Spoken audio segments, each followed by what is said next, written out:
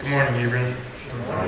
Today I get the privilege of introducing the guy I've considered to be my best friend since I was 10. There's so much I have to say about this kid, but I'll try to keep this brief. Josh and I met through hockey back at Keene Ice for Cobra's tryouts. We spent the last 8 years playing alongside each other and growing our bond into what it is today. Josh has become my brother. The amount of time we've spent together and the bond we've created over the years is something that will last a lifetime.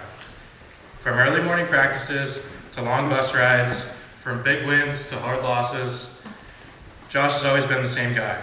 Hardworking, loyal, and someone you can always count on to be there for you. He's the type of person who pushes the people around him to be better, whether that's on the ice or just in everyday life. I'm beyond proud to call him my best friend, and even more proud of everything he's accomplished and everything he's going to accomplish in the future. So Hebron, please help me welcome Joshua James DeMasi.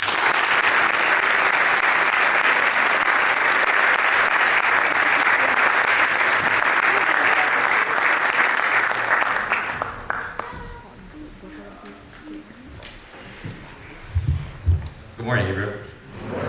When I first came to Hebron, I was under the assumption that this was just going to be another typical couple years of high school. Classes, homework, sports, the normal routine. What I failed to consider was how Hebron was something much more than that. It's a place where the people and the experiences become a part of who you are. There's not one singular moment that changed my perspective, but rather the small moments that had a deep impact. Whether that was the 6 a.m. practices where we would still show up for each other by making sure everyone was ready, or those late night conversations in the dorms that reveal how many similar interests we have and give us deeper and stronger friendships.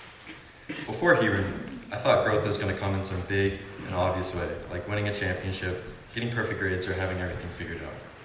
But Hebron taught me that real growth is quieter than that. It happens when you fail over and over again without giving up.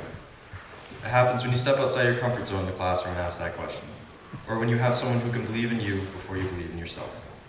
And when looking back on all that, the word that comes to my mind is gratitude. Gratitude for my parents, who without their support I wouldn't be standing here today. For my teammates, who pushed me to be better. And for my friends who were there for me on the good days and the not so good ones. Gratitude is easy to forget when life feels busy or stressful, but looking back I realized the most important moments weren't the biggest of the loudest. They were the ones filled with people who showed up. And that's something I'll carry with me long after I leave this place. Everyone will leave Hebron at some point and move on to something new. New schools, new teams, new challenges, new fears. It's easy to think that leaving a place means your story there is over. However, Hebron taught me that your story doesn't have to end when you leave. It can continue within the person you've become because of it. So overall, keep it simple. Be grateful for the people who show up for you.